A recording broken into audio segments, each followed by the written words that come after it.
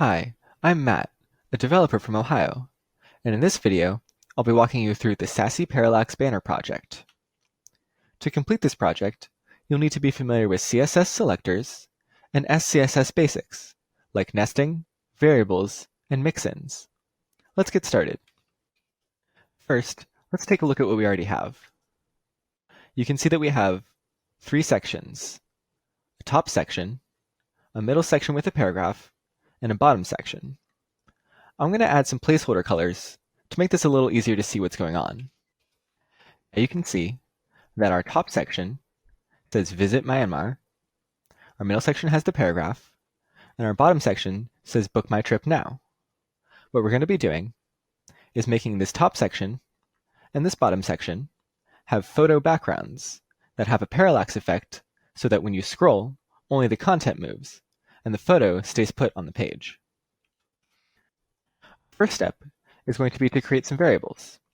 At the top of our main.scss file, we'll create parallax height, and we'll set that to 100 vertical height units.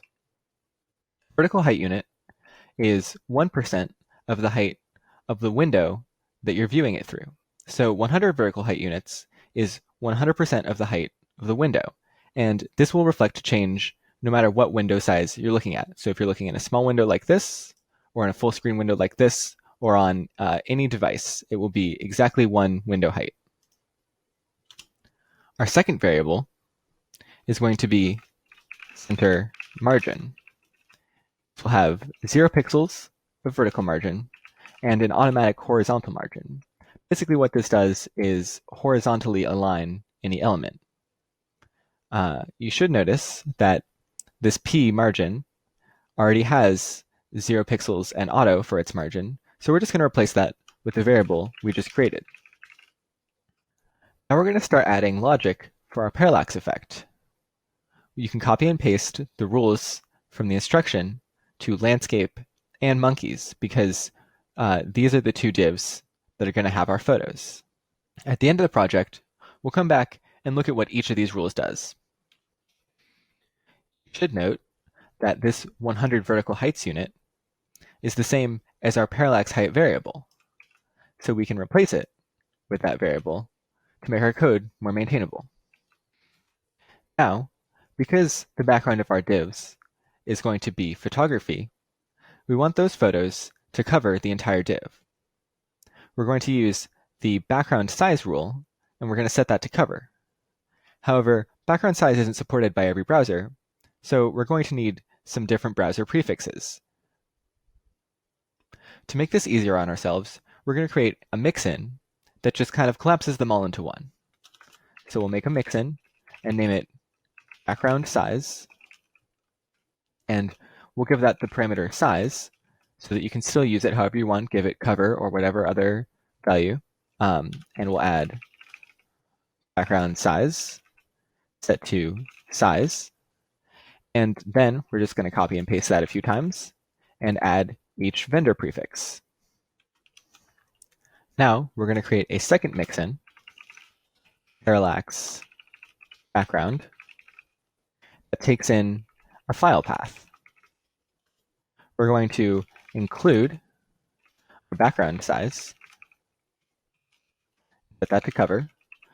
This is just the same as saying background size cover, but it covers all our bases with different browsers. Now, we're going to set the background to the URL. We're going to use that file so that we can pass in any file we want. We'll set it not to repeat because it's a single photograph. Center it vertically and horizontally, and we'll make sure it's fixed so it doesn't move with the page. Now, we can replace these placeholder background colors that I put in. We can replace background color with include parallax background, and we'll do this for both landscape and monkeys. And then we're going to paste in these image URLs. If you pasted in the URLs correctly, you should see that we now have two images. Note that our images stay fixed in the background, creating a parallax effect. Now, on our H1, we're going to add transform translate z -2 pixels. And you can think of this as pushing this text 2 units away from an imaginary camera. So if we hit save here, you can see that the text gets smaller because it's further away. Now we're going to come back and take a closer look at some of these earlier rules that make our effect work. I've commented them out so you can see what the page looks like without them. Our first rule here, height set to parallax height, is what makes sure that each photo takes up one window's height. You can see now that it's just fitting around the text, but we want this div to be an entire window tall. So if we add this back in, you can see that each of these divs becomes exactly one window height tall. Now, this second part here is what allows us to have a sort of 3D effect.